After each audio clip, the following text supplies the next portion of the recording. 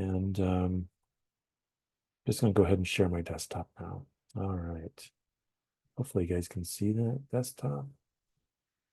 All right, so I have Rhino up, as you can see. And I'm just going to set this maybe to rendered mode, and it's just the perspective view, right? Again, I can toggle back and forth between top, front, right, and perspective. Double click on any of these labels. Um, and let's just see here. Come on now. Here we go. It's a little heavy, I guess, when I'm have it on rendered mode for some reason these days. I'm just going to turn it to shaded so we can see it a little easier. It can move around the screen a bit more smoothly. So let's talk just a little bit about plan and section. So for some of you, this will be like, oh my gosh, I can't believe we're talking about this. But for those who are new, when we're talking about plan and section, we're talking about taking the model and slicing it in a particular direction, removing the stuff that's closest to us and looking inside, right? So in a plan view, that means looking from top down. In section view, that means looking from the side. So sort of taking an elevation, but then cutting the building open so we can see inside.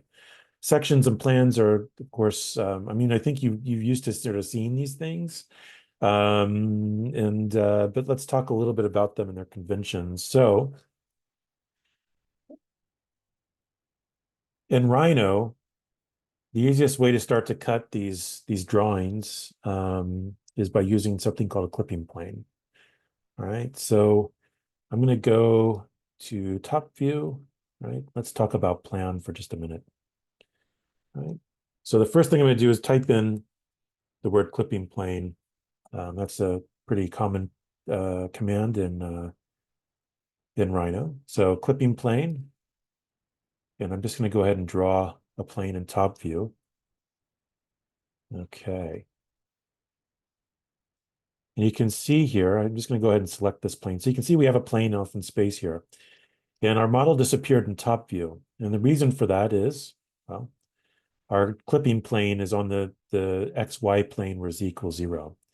So if you look at this symbology over here on the perspective view, right, we have this plane, and then we have this cut line, and then we have the arrows pointing downwards. So the plane is exactly where the model is being sliced, and then the downward arrows are pointed at the part of the model to actually keep. Everything above this line or this plane is then removed.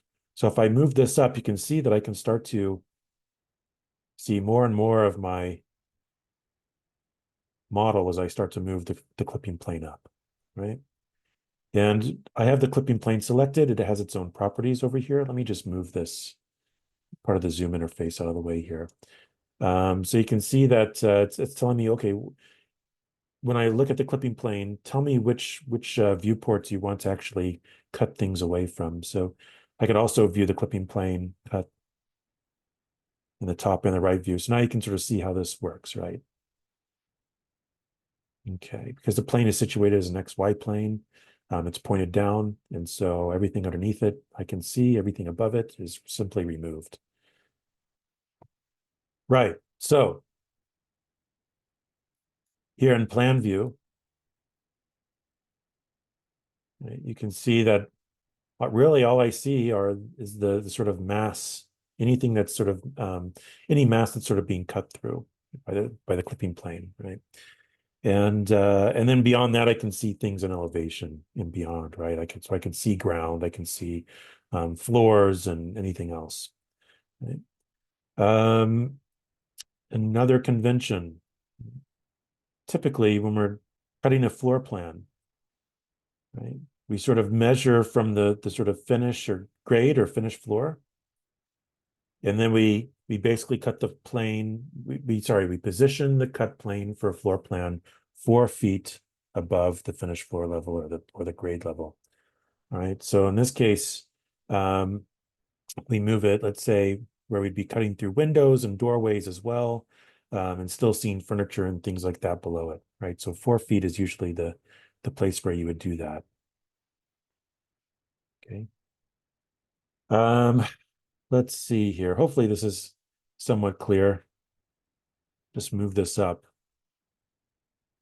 Of course, on the second floor, then we would move this 4 feet above. Let's say this is the finished floor, right?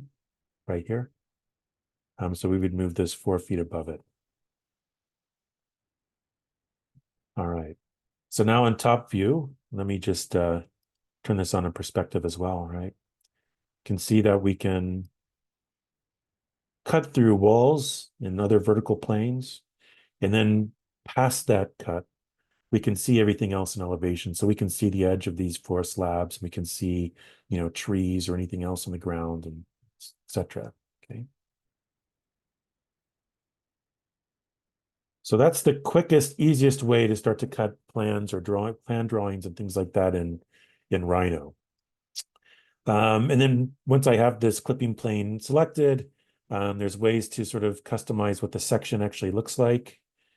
Right. So I can say custom, and this wasn't actually working for me earlier. I don't know why. Beats me. So let's see, pattern. So for instance, anything that's being cut, we can actually fill in with some sort of poche or hatch. In fact, that's usually typical. Pattern color, let's just set it all to black. Scale, rotation, whatever. Let's just try that and see if it works. See, it's not actually filling things in, which I'm kind of concerned about because it's really annoying. Let's see. And I'm just going to go here and see if maybe the render mode matters. And alas, it doesn't look like it does for some reason. Okay, let's see. Let's try this one. Let me just, while I have this up, let me just look and see if I'm missing something. Clipping plane. No, okay, that's just to set another clipping plane. Let me just do the 767 demo, right? Okay. So you can see here, though, in Rhino, it's really quite easy to get all the information, lines, curves, what's being cut, what's not being cut, and also to sort of turn it on render mode and get soft shadows or even hard shadows, right? We can turn the sun on again if I wanted to. Let's go back to my sun settings and turn those on. And then we can also get some crisp shadows as well, right? Depending on where the sun's coming from.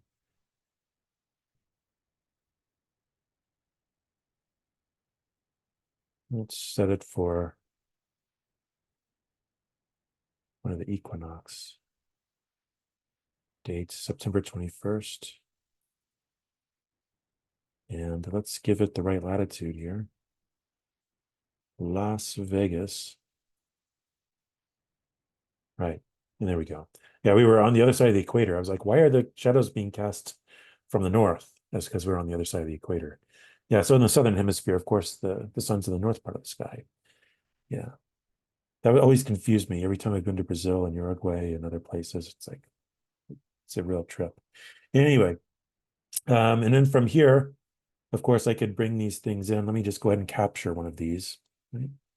So again, view, capture to file, and I can preserve a transparent background if I'd like. Yeah, scale twice. I'll go ahead and hit OK. I'll save it to my Mac desktop. I'll call this plan floor plan. This is like the second floor plan. So I'll say O2, and I'll double check and make sure that's set to PNG format so that it preserves the transparency back behind there. All right, so give it just a moment and it should tell me when it's done here in the command line. But what's nice about this is that, again, you can also begin to use this thing just to start to cut away parts of your building to see inside. And I find that's helpful both in terms of producing representation like plans and sections, etc., or cutaways, but also just sometimes just to sort of see inside yourself and understand what you have, or try to make sure you're snapping to just the right point on the interior of something. And so in perspective view, right, we can see that we still have sort of plan perspective here, if you will. And so what's interesting about that, right, is that I can, of course, change the orientation of this plane. So let's go ahead and do that. Maybe. Maybe that's 90 degrees, hopefully. All right. Looks about right. Yeah, it looks like a straight line there. I can begin to cut sections as well, right? So in right-hand view, I could now begin to see a sort of section emerging here, right? So, which is really interesting, right? Sections are great. I mean, plans are useful, right? Um, and particularly when we're talking about, let's see, circulation, relationships to spaces and circulation, proximity of spaces to one another, sort of adjacencies, etc.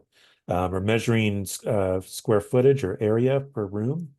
Sometimes you just, have a certain set of occupancy, you need to have a certain amount of square footage.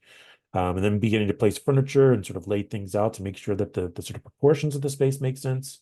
Right? Sections are interesting because they begin to tell a different story. One that breaks free of plan and begins to talk about sort of the volumes inside the building and how they begin to relate to each other, right? So tall spaces look pretty mundane in plan, and they look fairly magnificent in section, right? Because you can start to see how you have a spatial interlock between, let's say, the second story space and then a sort of vertical, quick vertical atrium as the slab pulls back from the wall that sort of connects it with the space underneath. So and again, you can start to see these relationships, I think, better in section. Interesting sections usually make pretty interesting architecture. Boring sections usually make sort of the layer cake architecture, where it's just like plan and looks like you just sort of stacked plans on top of each other. So um, section is crucial when you're really starting to play around with things like sunlight and daylight, trying to create shade, trying to bring in light in particular places from the top and from the sides, and trying to understand how it really works. And so I feel like section is important for us this summer. And what's interesting beyond that is there are things like called section perspectives where you can sort of see the section, but then you have something projected beyond in perspective, so you can start to see three-dimensionally beyond. So for instance, if I go to my properties and I don't have anything selected, so I'm just looking at my viewport properties. One of the things I can do is change the lens length of the camera. So this is a perspective view, and so I can change the camera properties. So right now, what it's assuming, if anybody uses an DSLR, a 50 millimeter lens length, which is actually quite zoomed in.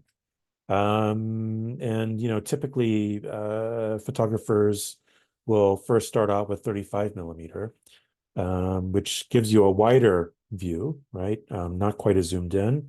The human eye is approximated somewhere in the neighborhood of 28 millimeters lens length. Because we have peripheral vision. It's not always in focus, but we see a much broader range of things around us, even when we're looking at or thinking about our sort of peripheral vision. And then, of course, you can go much wider angle. So if I change this lens length, right, let's go to 35 millimeter. You can see that I can see much more in the same frame. And of course, if I go 28 millimeter, right, then I start to, again, the perspective distorts, right? But in a way that helps me actually see what's happening inside three-dimensionally. And of course, I could go extreme, like wide angle 12. Again, each time the perspective gets a little more distorted. It's a wide angle lens, right? We've all heard that. We can even go down to something ridiculous like 5 millimeter, which would approach fisheye lens, right? Maximum distortion. I'm just going to set that maybe to 25 or 28. It's a nice sort of ballpark. You could always go with 35 millimeter if you'd like a typical camera lens, the sort of typical datum standard for lens length. You can see I still have a few things that I didn't actually give thickness to. Oops. A few things that are sort of floating here. I don't actually have a ground. Maybe I'll do that here. Let's make a ground. Easiest way to make a ground is I'm just going to make a box underneath my building. It's going to be a pretty sizable box. I'm just in top view here. Come on now. I'm just going to click one corner, click another corner. And in the spirit of assuring everybody that the ground is really thick, and that when I cut this with a clipping plane, it's going to appear like the ground just continues onwards. Oh, what's going on here? Oh. Sorry, my mouse is being really stupid here. Blame it on the mouse. It could easily be, user error. A good craftsman never blames his crappy tools, right? Haha. All right, so let's see. I'll just do that. How's that sound? Okay, whatever. And go ahead and just zoom with the window here and recenter my zoom up. Okay, so now you can see that my section perspective is showing ground. It's showing, let's see, you can see that honestly, this thing is sort of floating. I need to actually maybe move this up a bit. So it's not. Let's see, move. I'll just do that. Just eyeball it really quickly. Okay. So now you can see with my section perspective, I also have a site, ground plane underneath, actually ground volume, right? And unfortunately, I can see the horizon, which is not ideal, but with some neighboring buildings around, you would sort of perhaps fix most of that horizon problem that we have in CAD sometimes. And we can always clean things up later in Photoshop, right? Melanie had an interesting question, which is how to start to add shaders and or materials, textures, things like that. One way to do that is here in the CAD platform like Revit or Rhino, and then the other is to do it post-production in Photoshop. So we'll talk more about the Photoshop method here in a bit, but just really quickly, let's say I have these panels that sort of wrap from the top downwards, and I wanted to actually make them look like they are made out of wood. Okay, I have them selected. I have my properties set, right? Not layers, but properties, the color wheel. And you can see that buried inside the properties panel, there's a set of tabs, and one of them is called material. Looks like a paint tube, like if you were using acrylic paint. So here's the paint tube. I'll go ahead and change the material properties of these objects that I have selected. Let's see. For some reason, my computer is taking just a bit. Preparing PBR material for first time use. Well, that's weird. Okay. All right. And one thing I can do is I can say, do I want to use layer material? No, I want to go ahead and hit plus sign. Let's add a material. You can see that there's a sort of taxonomy here of different sorts of materials, right? Blend, custom, double-sided, emission, gem, glass, metal, paint, physically based, picture, plaster, plastic, more types. I'm just going to go, well, maybe I'll just go with more types. Let's see what this does. Gives me a browser here.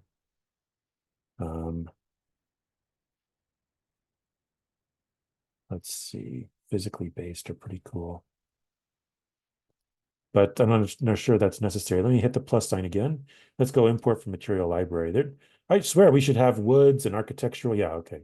So here you can start to dial in and dive into more possible woods, right? So let's go with, we could go with something that is made to withstand wear and tear, like a teak, something like that, really dense wood. Um, or we could go with something, that looks more sustainable, like bamboo, sort of newer quick growing lumber stock, beech, whatever. Um, why not? Let's go with African teak. Why not? Let's see what happens. All right, so you can see that it's going to give us a number of parameters with this, and I'm just going to leave it as is for just a moment, right? I'm just going to go ahead and set this to rendered mode now. And let's see what happens here. Dun, dun, dun, dun, dun. Right. Of course, the more materials you have set in your model, either platform, and then you start to render things out, the longer it takes. You can see that it has a certain set of qualities to it, like opacity, there's roughness, but basically it's trying to simulate how light would bounce off this thing. So there's reflective properties, there's absorption properties, there's diffuse properties, etc. But I find this to be not so convincing of a material. Materials shared by creating unique editable. Let's see here. Select both at the same time. Roughness, and it could just be that I need to change the scale. Let's see. roughness, opacity. Although I wouldn't think so, but hey, whatever. Base color, metallic roughness, give it. So this is one way you can begin to do this, and depending on what material you want to give it, let's see here. Let's see. Dun, dun, dun, dun, dun, dun. That would be different than, let's say, a bamboo. Let's see what happens when I do that. It's changed slightly. This is physically based, so it should actually. I'm kind of disappointed with these. I wonder if I just have So you would specular. say you recommend using like do adding the materials in Photoshop? Oftentimes that's what I do. I layer things Okay. up as a collage. Okay. Change I'm subsurface. this might be like a dumb question, but like I'm a little bit confused on like Rhino versus Revit because I was trying to like on Revit, like I was trying to like add the materials and Uh-huh. add the windows and the doors, but couldn't that also be done on Rhino? Yeah, it really kind Or of depends on what again, Revit does certain things really well. Rhino does certain things really well. I'm presenting two different sort of platforms. One works really well when you're really like Rhino, when you're just sort of starting off and you just want to model things and you're not really uh-huh. concerned about all of the extreme detail that Revit gives you. Hmm. But then Revit can sort of help things out. I have to sort of whet your appetite with some Revit here, right? Because it's as you start to mature as a designer, Hmm. and progress through, you're going to find that you're going to use both, right? Both. There's certain things Okay. you can do in Rhino and certain things you can do in Revit. Gotcha. So let's say if I were to do this like sectional um in Rhino, would I have to like export already what I did in Revit and re-put it into Rhino? Yeah, potentially you just bring it back into Rhino if you wanted to do it Okay, this way. gotcha. I'll show you how that works here in a Yes, few. please. But anyway, this is essentially how you do it. I mean, there's a set of materials, there's texture mapping. Oh, it's okay. Maybe this is because it's Rhino 8. There's like different settings here. So they've broken out materials versus textures and texture mapping, which is interesting. But anyway, that's how you start to do this in Rhino when it comes to adding materials. Let me just go back to shaded here for a minute. Right. So anyway, from here you're not too far away from. I'll just use this other viewport setting I have, 767 demo, the one we created for your planar compositions, right? Let's see what this looks like. Take a minute for it to draw the line work and stuff. Let's see.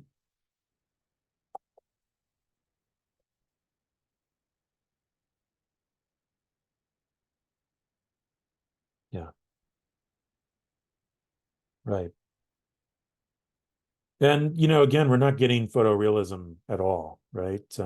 But I'll say when we start talking about perspectives, that I would say that's one of the things I'm not really all that concerned about. Um, I would say that oftentimes people will go photorealistic and um, sometimes they lose sight of the sort of concepts, the ideas that they're trying to actually communicate. So I like to keep those things right up front. Um, and so sometimes how do I put this? Rendering will sort of get in the way of that, trying to sort of overcome the technical hurdles of rendering.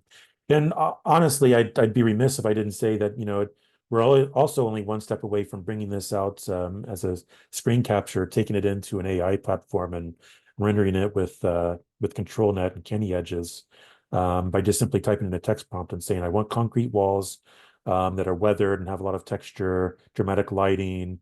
I want teak wood that is sort of directional joints moving vertically, etc. Right? So I mean, at this point, rendering is undergoing a rapid change in the industry.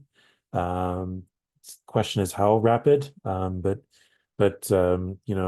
generative AI is pretty capable now of doing a lot of things that we were traditionally always doing much slower with rendering So, and the fact that AI is doing this in a matter of seconds rather than a matter of hours is also an interesting thing. So, um, just as I can get this, and I could then begin to layer more and more settings onto it and try to make it photorealistic. Um, Let me just show you what this looks like in with an AI platform like let's see, lookx.ai, for instance. Let's see.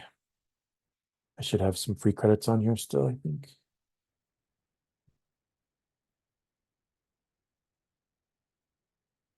Oh, come on. Yeah, I sure do. Let's see. So, um, for instance, if I didn't want to go through this, let's say I wanted to pump in, let's see, how do I do start creations? Let's do it that way. Image tools, image generation, Gen 2. That sounds good. Image generation, simply upload an image or sketch, describe a concept. Yeah. So from here, I could, let's say conceptual massing with light and shadow. Let's give it an image, base image. And I'm just going to drag and drop the image that I just made here, floor plan.png. Oh, sorry, I didn't actually bring this image out. Let me just do that and use this image. Capture to file. Right. So what you're seeing is that, and this has always been the case. There's lots and lots and lots of different tools and workflows you can pick. And really, since I began my formal design training, that all I've really known is like constant change when it comes to technology. Um, Section perspective. So part of what we're doing here is, I'm trying to teach you some platforms that are useful to you immediately. But more so, I'm hope that I instill some sort of digital literacy towards you that so that you can continue to learn how to learn. Because these technologies come and go over time. And um, let's see. Let me go ahead and dump this in here. So let's see. Now I can simply say, let's say,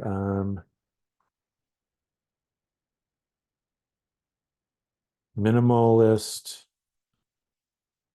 concrete building and section perspective with some wood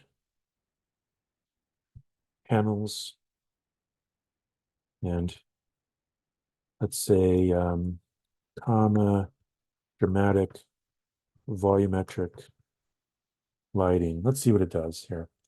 Right, style reference image, number of creations. Let's see what it does here. Normally I would just say one and test it out. But,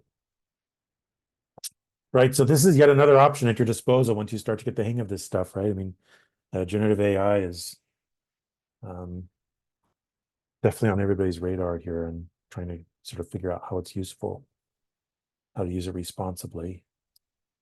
Now we're starting to render these things out with materials and quite literally just taking our image and within seconds we have a set of options. And each time it's sort of interpreting different edges in different ways, right? It is generative, so sometimes that can be a problem. But of course, I didn't say that I was in the middle of a city. I could have done that. So now it's sort of putting it somewhere in the middle of the landscape, for better or worse. But so you can see where this stuff maybe is going, right? Um,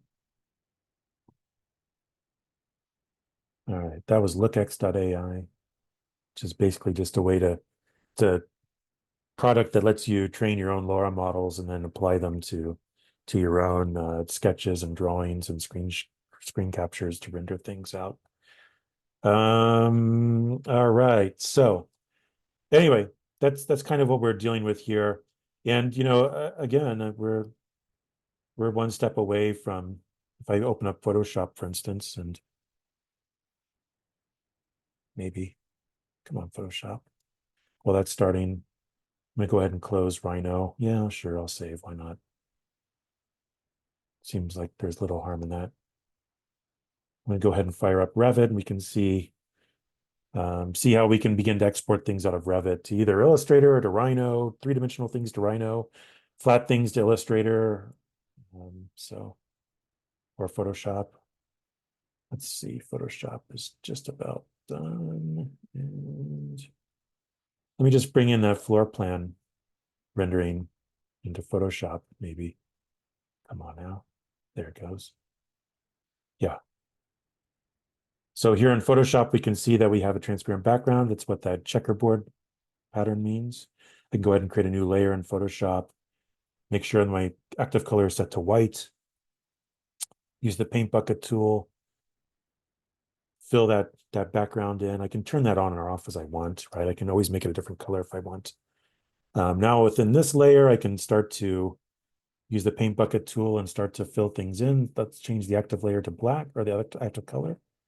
And then I can start to fill in the poche for walls and things like that, right? So now I can sort of see in a nice figure ground kind of way what's being cut in this plan, the walls and things like that, versus what am I just seeing beyond an elevation, right?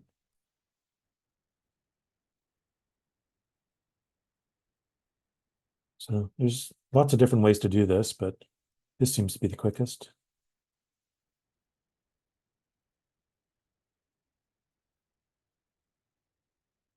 And then, of course, I would wanted to add like more detail. So that ground plane looks pretty barren. I probably would have added some sort of grid pattern on the ground, whether it's pavement or pavers or something. Maybe added some trees, light posts, maybe some benches. I could always add furniture and things like that, right? So, but right now we're just talking about sort of space and form. So I just wanted to sort of show you how this workflow looks, right? So now we see what looks like a kind of a traditional floor plan, where we can sort of tell where we have walls and the spaces in between and how they connect up, right? And we can start to see some of the um, how a program is connected through circulation, etc. And we also have these shadows projected in ways so we can start to understand the relative heights of things that we're not necessarily, it's a flat drawing, but it's implying that there's a sort of height and depth to this, beyond this our sort of plan cut, our section cut. A section cut and horizontally, right? So plan. So anyway, while that's going, let's open up Revit. And again, I'm just going to 767 demo. Sure, why not? Let's try that. All right. So let's say I'm cleaning these things up and I wanted to actually bring what I have in Revit back into Rhino just to start to cut some drawings through it with the clipping plane. Maybe I'm really interested in having a sort of plan axon and then also a section perspective or something. It's a lot that's quite easy to do in Rhino. Um, so what I can do is I can go, let me just go to one of my 3D views here where I can see everything all at once. Everything everywhere. All right, here we go. I'm not sure if I even have to select everything, but I'm going to anyway, just for fun. You go ahead and just drag and select everything. And say File, Export. Okay, now you'll notice that it brings in and opens 3DMs and SKPs from Rhino and SketchUp. It looks like it actually can create DGNs, which are microstation files, which is from Bentley. And they can also do OBJs and STLs. But what we're going to do is we're just going to export a DWG. And with this up, we're going to take a look at the settings for how it's going to interpret the Revit geometry and what it's going to convert it to as it converts this file into DWG. A DWG file is what we're going to bring back into Rhino. So we want to make sure that it's interpreting these things the right way. It has settings here for how to interpret layers and which ones to keep, lines, patterns, text, colors. Solids is what we're going to look at. We don't want solids to be converted to polymeshes. We want them to be converted into SCSI solids. Okay. I know you don't necessarily think that way, but that's what we want to do. We want them to be solids, and those will basically import then as closed poly surfaces. And then one DWG unit is inches versus feet. I think we're using feet in Rhino, so let's go ahead and set it to feet here and see what happens. Hit OK. Next. And now I'm gonna, again, it's asking me where do I want to save this and what do I want to name the file? So I'm gonna say Revit to Rhino, just so I remember what this is. And let me save it to, I believe this is, I'm pretty sure this is my Windows side desktop. So we'll go ahead and hit OK. Okay. I'll close Revit. Don't worry, we'll go back to Revit, and but basically from Revit we'll go ahead and export more DWGs, but we'll export sections and plans, DWGs from the section and plan views, and we can bring those into Illustrator and begin to play around with our line weights and things like that. Fill things in the way we want to as well. There's ways to do that also, I think, in Revit to sort of format these drawings. So we'll take a look at some of the settings there as well. When it comes to sort of section perspectives and getting these sort of three-dimensional readings, it can be much easier. Large objects and feet. I'm just going to create a new file called large objects and feet in Rhino, since we used feet as a unit in exporting from Revit. Anyway, let's see. File. Let's say open. And you can see that all the different supported types, including DWG, show up. Revit Rhino.dwg. Let's just open that up. Model units feet, layout units feet, sure. Imports. I'm just going to leave this as default and let's see what we have. All right. So that wasn't too bad. That's quite quick, actually. You can see that all these things are now just poly surfaces, right? Solids, surfaces that have been joined into closed poly surfaces for Rhino's purposes. You can see that we got all those line work and the grids, which I kind of appreciate. I like seeing grids. I don't mind having sort of drawing information in my models and to sort of see those things sort of seeping through as construction lines and things like that. Yeah, so anyway, and including details like windows and other things that I was putting into Revit, right? Although, man, those windows are awful. Those are atrocious windows. Here's the part of the curtain wall that I made. Looks like I can actually get rid of. Let's explode this. I'm just going to go ahead and explode it. And now suddenly, right, I have a variety of, let's see. This is taking forever. Let's see what I have here. Right, so you can see that now I have that curtain wall. I have the mullions. I have glass panels inside, right?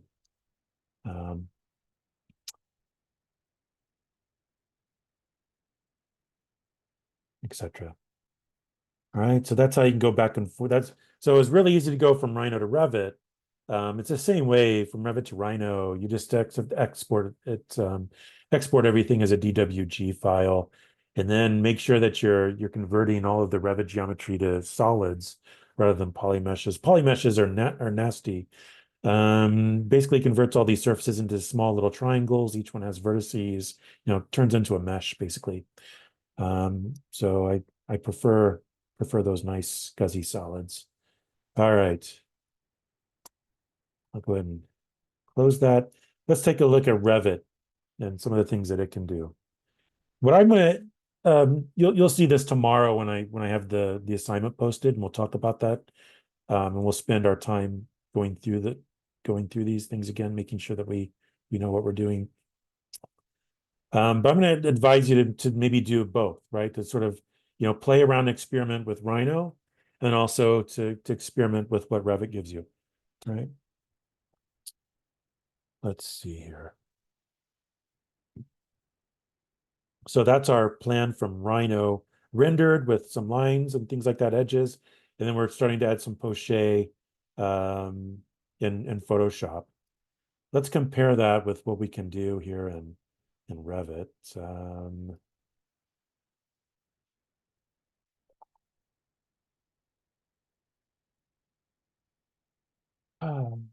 Wait for Revit to open yet again.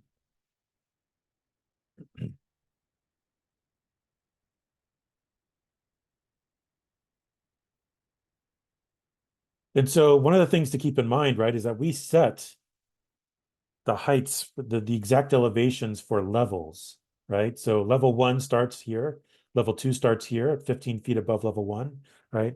Where it's actually cutting the plan is 4 feet above each of these levels. So for the plan for level 1, the section is being cut 4 feet above, right? So that would probably be somewhere in this neighborhood, right? And then for level 2, the plan is being cut 19 feet above that, above level 1, right? So 15 feet is where level 2, the top of level 2 sits. The finished floor, so 4 feet above that then is where our plan is being cut. Same up here, right? So let's look and see what we have here. I'm going to go to level 3 floor plan. You can see that we're looking at a number of walls and things like that here. Yeah, there we go. Maybe I'll go ahead and select all this stuff again. Why not? I don't think we actually have to select it. But now in plan view, I'm going to go ahead and set file. Let's see here. Export. And we're going to go to DWG again. Okay.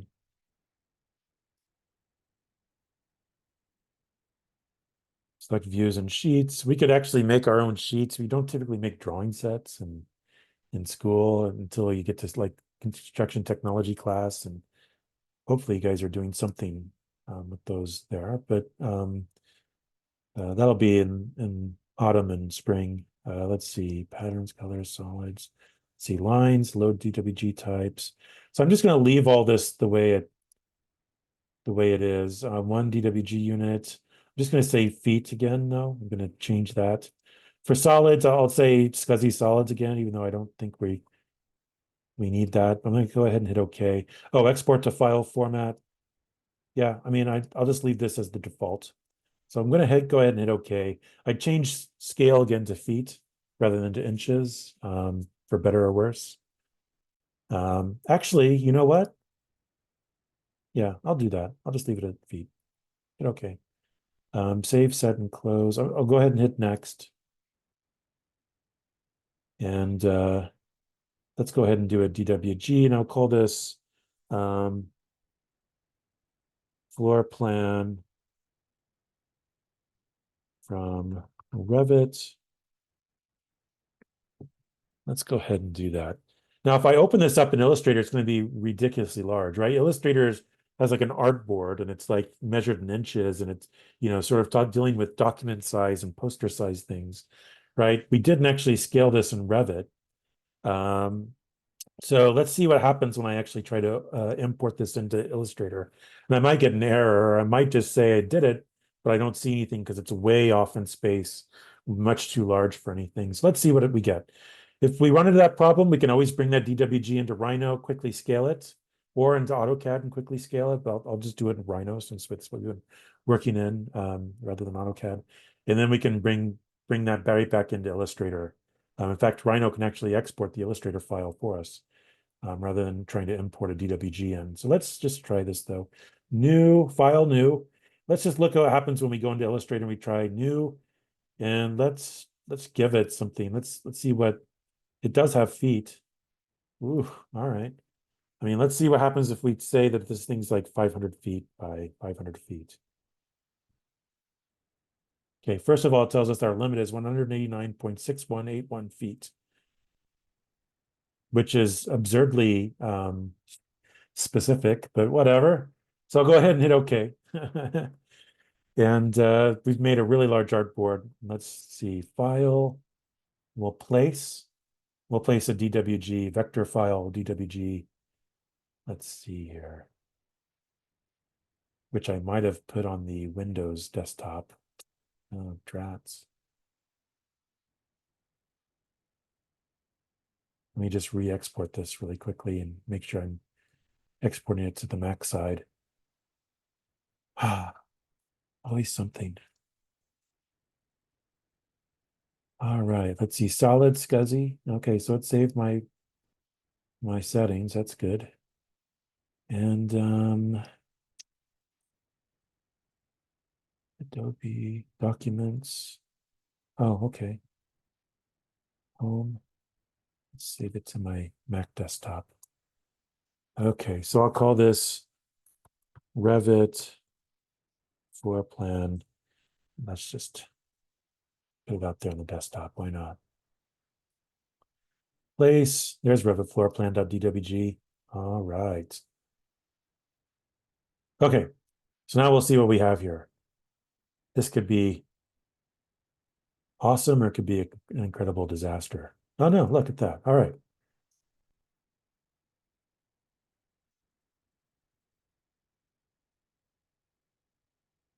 There we are. I'm going to go ahead and change all the line work to black. Oops. Sorry, I changed all the fills to black. Let me change all the line work to black. That would help. The stroke, the outside, the edges. Okay.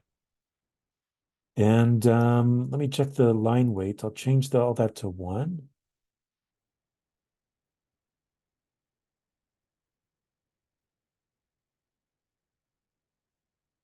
Now, another thing that's interesting about Illustrator, the more you sort of get into Illustrator in Photoshop, the more you'll see these things, right? But if I have like my properties box over here is showing, and so it's saying that this thing is set at 7 feet from the top corner in X and 9 feet down in Y, and it's 18.9 feet and 16 point whatever feet.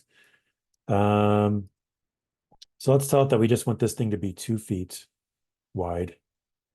Right, that would fit into 24 something, 24 inch by 24 inch or 36 by 36 poster. Right. So now let me go ahead and change. I'm gonna go up to document setup here, edit artboards. I know I'm moving fast, but I'm sort of recording this. So keep that in mind. Try not to get too frustrated. But the width now I'll say, let's set this to 3 feet and 3 feet. And let's also move it up underneath our drawing here. There we are. Okay. So that was a bit of a pain. Another way of doing that to get it to a certain scale, and this is something I think you should always get the hang of anyway in Rhino or AutoCAD. You can use the scale command. You can bring one of these DWGs in, use the scale command, and scale it, let's say, to a typical architectural scale, like 1/8 scale or something like that. Let's think about 1/8 scale for a minute. Do you guys know what I mean when I say 1/8 scale? Some of you probably, no doubt, do, and others maybe not. But so what I mean by 1/8 scale is that every 1 inch on the drawing equals 8 feet. And so every foot is equivalent in your model is equivalent to 1/8 of an inch on your drawing. Right. So let's see here. I'll go ahead and top view. Go ahead and import or open. I can import or open. I'll just import. Let's see. Put it on the desktop, right? Revit floor plan. There we are. Layout units. I'll just say feet and feet. I don't really care. Okay. So if I wanted to scale this to 1/8 scale, right? It goes something like this. Every 1 inch in the drawing equals, or sorry, where are my annotate tools? This is the least intuitive. Every 1 inch on the drawing equals 8 feet, right? In the model. So for every 1/8 inch in the drawing equals 1 foot, right? 12 inches. Right. So what we can do is we can take 1/8 times 1/12, the factor for converting feet to inches. And we can use a scale factor of 1/96. Okay. So the way to do that, again, we're going to use a scale factor of 1/96. We just take 1/8 scale, 1/8, multiply it by 1/12, we get 1/96. If it was quarter scale, it'd be 1/4 times 1/12, which would be 1/48, whatever. So we'll do 1/96. Let me just get rid of these annotate tools so I can do that. I'll hit the scale tool, base point to scale about. I'll just say 0, 0, 0 for the, and then for a scale, instead of clicking a point and clicking another point, I can just type in a scale factor 1/96, 1/96. Right now it's scaled to 8th scale for me. All right. You can see that it fits within just, a little over 2 feet by, a little under 2 feet here, etc. Right. Then I can bring that into Illustrator and I could say, well, I'm going to be using inches and I want this to be 36 by 36 or 24 by 18 or whatever size I'm doing. But you saw the workflow here. I can just go File, Place, then place a DWG. Okay. All right. From here inside of Illustrator, I can start to change. First of all, you'll see that everything appears to be grouped together. So I'm going to go, I've selected everything and I'm going to say Object Ungroup. I'll go ahead and do that maybe a couple of times, just to make sure everything is sort of ungrouped here. Okay, it says I can't ungroup anything else anymore, so that's good. Now I have the line work and I can begin to change things. Let's say these are grid lines I want to keep, but I want to make them much thinner and much lighter and probably give them some sort of dash pattern. So maybe I'll go with something like 4 and 2 or something like that. Let's try it. Why not?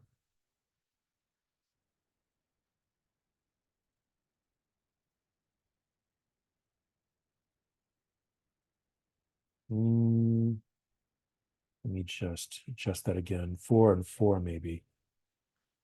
And let's give it a line weight of 0.5 and just lighten those things up. I don't like these labels. They look like junk, and that's a technical term. Garbage.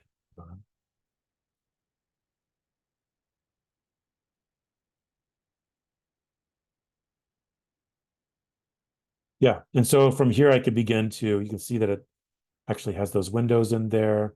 I could beef things up here, or add a poche to the walls, right? There's several ways I could add a poche. The easiest way might be simply drawing my own shape, right, on a different layer. So here I have everything on layer 1. I'm going to go ahead and go to my layers and create a new layer. I'll go ahead and drag that new layer down below the top layer. I'll call this poche, which is a fancy term for fill. I'll go ahead and lock layer 1 so I don't accidentally screw any of my lines up. And I'm going to go ahead to the pen tool and I'm just going to move about now, drawing in the poche, this new poche layer, and make a shape that's filled in with black. I'll just click, click. I'll scoot over here a little bit. Click, click. I'm just going to go around. You can see that it just sort of fills things in as it starts to create a shape. So you'll have to get over sort of weirdness of that. Find where this thing actually intersects right there. If you can't see and you're losing too much, right? What we could always do is turn the opacity down a bit to start while we're drawing it so we can see all the line work underneath. Let's see here. Let's go ahead and select this and then add to it. I thought maybe we could continue. Let's see. Let me get the layers out of the way.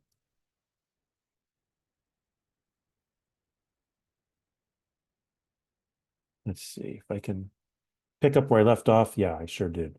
I just had to click where I left off and I could start to add more anchors. And voila, there we go. And now I don't necessarily want that poche to be super, only 51% opaque. I can go ahead and beef that up again. So that's one way of doing it, going around these things. There is also a paint bucket tool. It's called Live Paint in Illustrator. It's a little more involved than Photoshop, mainly because what you have to do, let me go ahead and unlock these line layers, is you have to first of all, you have to select all the line work you want to use. So let's see here. I'll just go ahead and select all the line work at once. Let's just make everything a live paint group. I'll say object, live paint. It's not giving me the option. Let's see what happens here. If I just select all of this in layer one, object, live paint, it's not letting me, still not letting me make these things. Let's see here. Let me just try to select just this, see what happens. Object, live paint, make. Okay, so what we'll do is we'll make a live paint group. What it's going to do is it's going to look at all these lines and start to figure out which ones actually coincide and which ones actually create closed shapes. And so then when I do actually have my, let's see, where's the live paint bucket? I can find any shapes that are actually created here and fill them in. Again, it's in Illustrator, it's not quite as easy as it is in Photoshop. But the nice thing about Illustrator is that they're all vector and you can zoom in and out and nothing pixelates, right? So that's one thing about your drawings, and that's again another trade-off, right? All right. I'd probably get rid of these labels.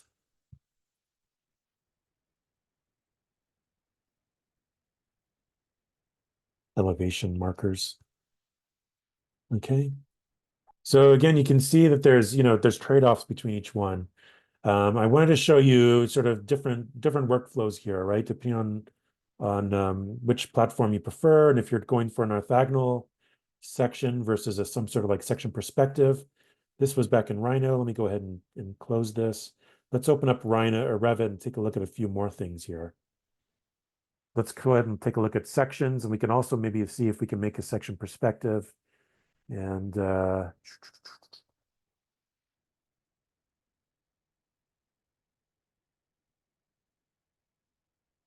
let's see, come on, come on, come on, come on. There we are.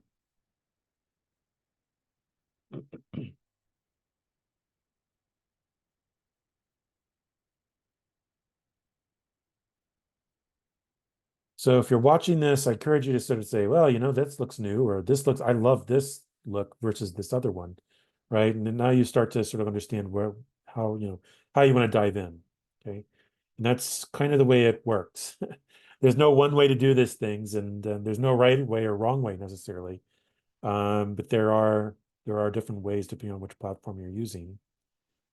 And some of you might gravitate more towards Revit and others more toward Rhino. I'm not sure. Um, like I said, I need both the things that I typically do. Let's see here. Dun, dun, dun, dun, dun. Right, so there's the elevation that we were drawing earlier. But we could easily look at, let's say, a section. Let's see here. Where are the sections? There we are. There's a working section. All right. Now, where's the section being cut? If we look at any of the floor plans, let's say level 1, we'll see that there is a section right here, right? In fact, it's not actually cutting anywhere through our building. Oh, that's embarrassing, right? What's this? Reference plane. Okay. Right, so we can move that section cut, and simultaneously, right, our section should update, right? How do we create a new section? Let's see. Is that under view? Let's see what we have here. Yep, sure is. So we can create another section view. We'd also create elevations if we need elevations at a different angle, right? Let's see, section. So let's cut a section this direction, right? Now suddenly we can move that. You'll see that once we did that, we should have another building section category here, section 2, right? So we can see section 2 cutting through everything.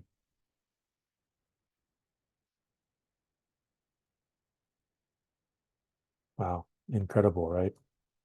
Now it's not lost on me. Let's see, section, show hidden lines, clip without line, far clipping, no clip.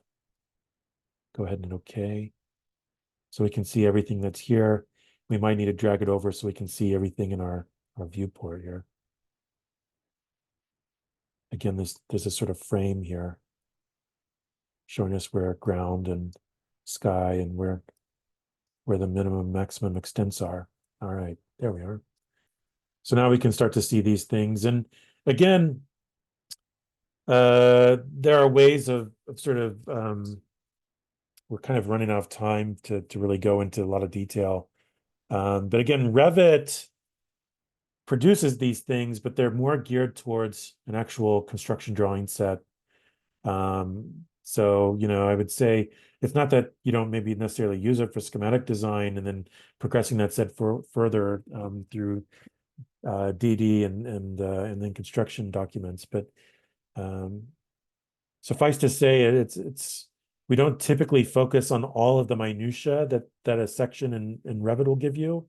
What we try to strive for usually in academia to start off with anyway is really beginning to sort of understand spatially how you're beginning to stack program in relationship to other pieces of the program, in relationship to neighbors, in relationship to street or to ground or to sky, right?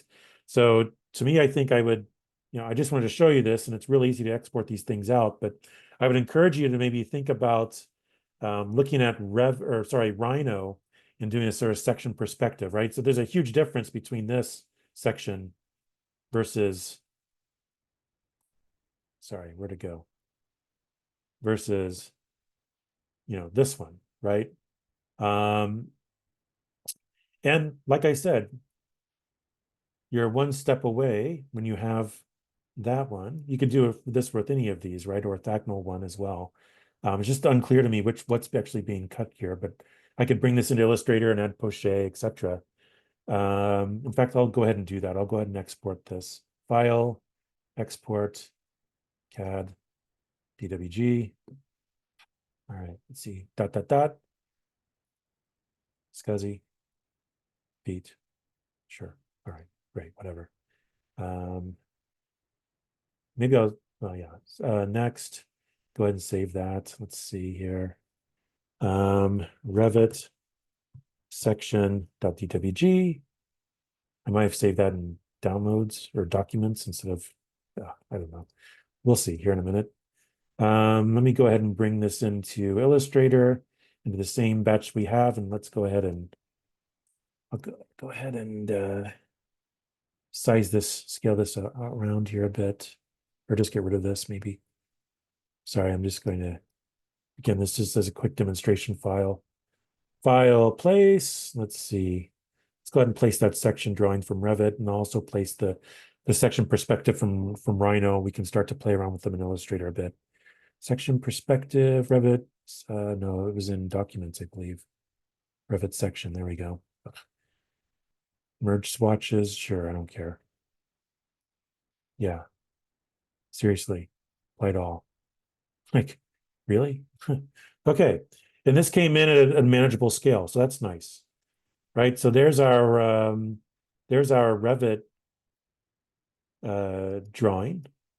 Let me go ahead and change the weight, beef the weight up a bit. Let's go with black. Let's turn all fills to nothing so we can see what we have here, right? Not unexpected. We see some things in elevation beyond. This was being cut, this was being cut, that was being cut. Everything else was elevation beyond. I didn't give this thing thickness. This was being cut. Unfortunately, I didn't. This is one where I didn't change the wall and the floors. Right, let's go ahead and also bring in the one from not open. Oh, come on, Illustrator. Let's bring in the PNG that I brought in or I created in Rhino. Let's see, place. Let's go to desktop. Section perspective. There we are. That one's a little bigger. We can go ahead and shrink that down a bit.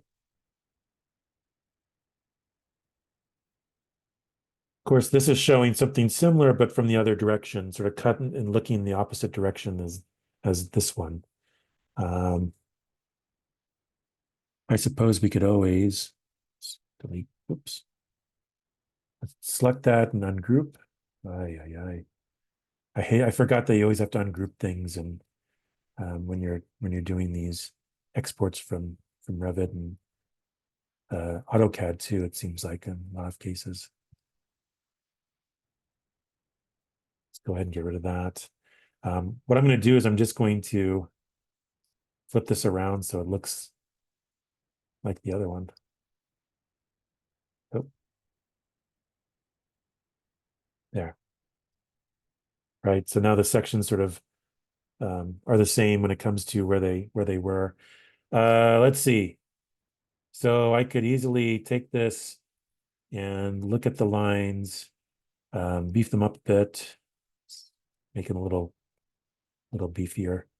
And or even go to the poche now and again do what I was doing earlier.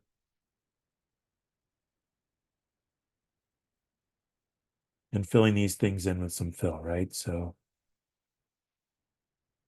even using the computer, there's no real like complete total shortcuts.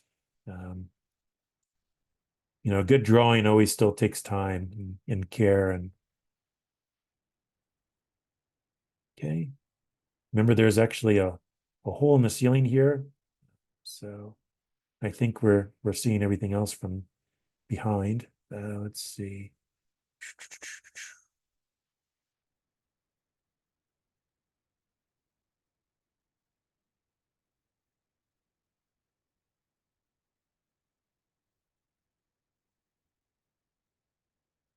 Again, I forgot to maybe tone this down so I could see behind it a bit. All right. I'll go ahead and select this, turn on the pen tool again, click to pick right back up where I started, and then finish this thing off. All right. Now I'll go ahead and set that opacity back up. Again, for some reason, I didn't have floors here, but I would probably fill those in as well. Maybe I make a box that does that.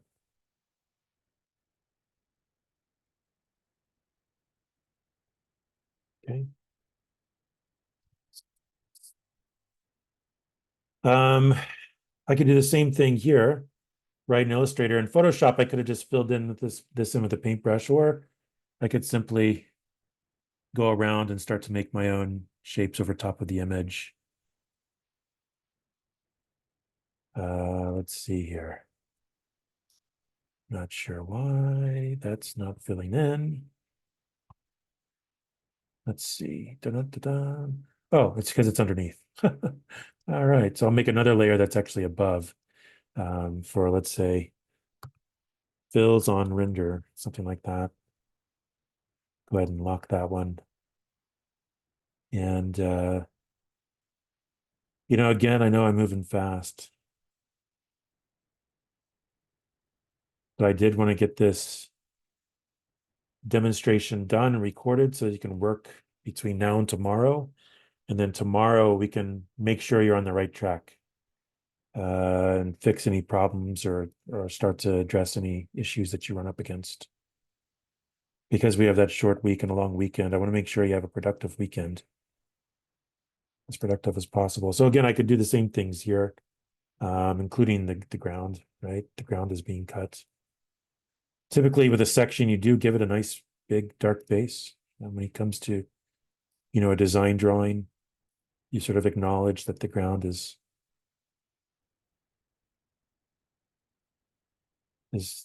thick, give it a nice base. But again, you're really not only one or two steps away from, let's look at this. Aha. Let's see, open recent files, people, trees, silhouettes, people silhouettes. All right, let's do people silhouettes. Those silhouette files that I gave you, right? Let me add some judo chopping going on here, but let's copy and paste those here into our file. And I might need to sort of change their scale a bit here. Yeah, that looks better. But now I can start to place these also in perspective, right? So I could begin to add some folks. Now, what's interesting about perspective is for when it comes to eye level, something to remember is that we have a vanishing point. So it's a little easier said than done, but if we follow, let's say, how do I draw lines here? Right. So let's say we start to draw lines through these edges. You can see that we have a nice 1-point perspective set up for us, right?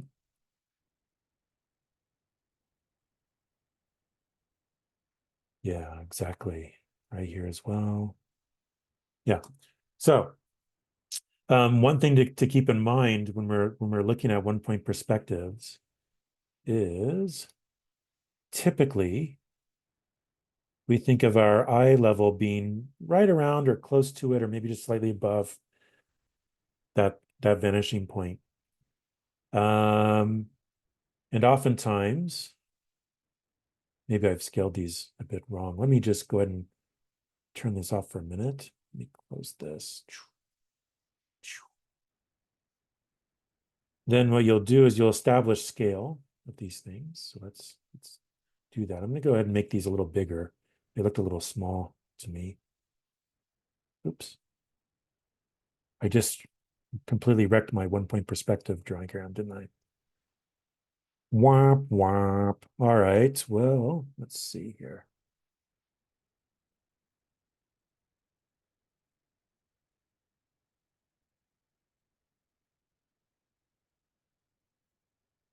Yeah, somewhere in that neighborhood.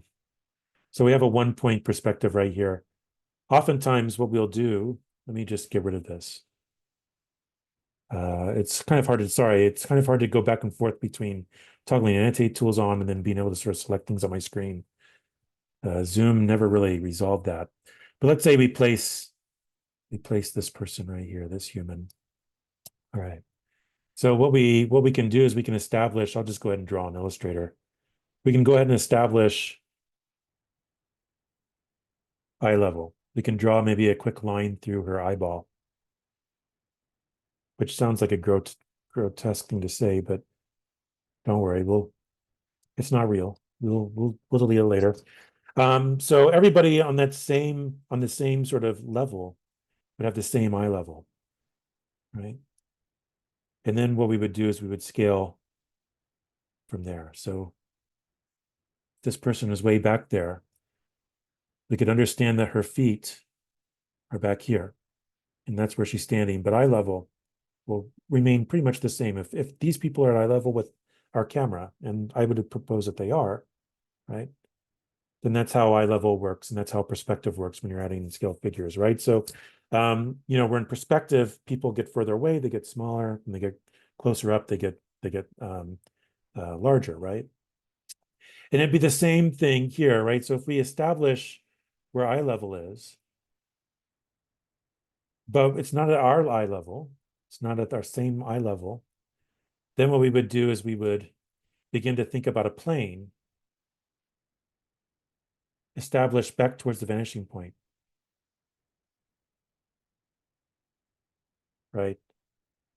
That begins to establish eye level of all these various places, and it's kind of hard to draw sort of perspective grid and Illustrator here. So anyway, what you would begin to do is there's eye level. If we wanted this person back underneath, we could, right? And so again, try your best when it comes to, but I would encourage you to start to put some of these folks in. Like I said, I'll actually release the assignment tomorrow for over the weekend, but it'll be, just so you know, it'll be sort of experimenting with these and turning in some drafts of some sections and plans, right? And I just want you to sort of get the hang of extracting these things, bringing them into Illustrator or Photoshop, however you decide to do it, and then begin to sort of add some entourage or humans for scale, etc. Okay. I probably underestimated human scale here. It probably should be up like around there. See, I'm like a perfectionist, I guess, in some regards, unfortunately. So, but anyway, that's kind of how these things work. Of course, we would get rid of these and okay, right? Don't forget that, you know, again, once you start to get the hang of this, and you start to get the hang of adding humans in perspective and start to understand perspective a little better, right? You can always go back in and start to export perspectives, right? Just like we were talking about earlier, out of Revit, and you can begin to do the same thing, right? I mean, these are just shaded models, quick shaded models with the lights turned on. Let's see, shadows and lights, sun path. Let's see, sun on, sun off. Let's see.